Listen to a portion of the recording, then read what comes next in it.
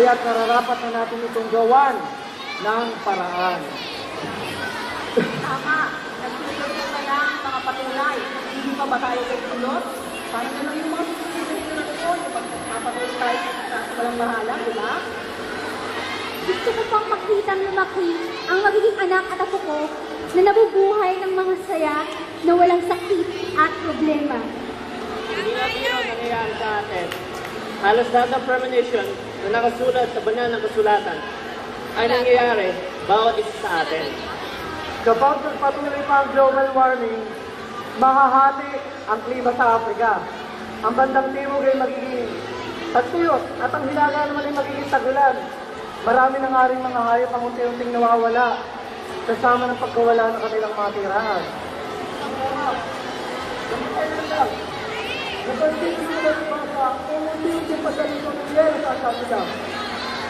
Dahil na rin ito, kung matinding init sa ng mundo, nararanasan na din ng Pilipinas ang pagtaas ng tubig.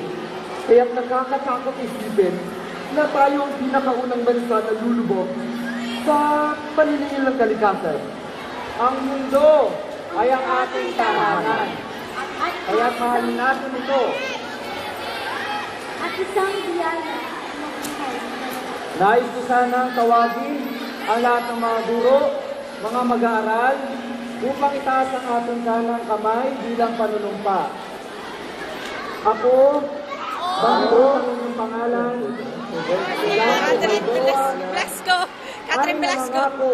Ay nangangako na mula sa araw na ito, mula sa araw na ito ay gagawa ng paraan gagawa ng paraan upang masupil upang masupil ang global warming. ang global warming. Ito'y aking gagawin Ito ay aming gagawin sa abot ng aking makakaya.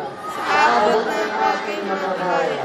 Sapagkat ako'y Ako'y Pilipino! Pilipino!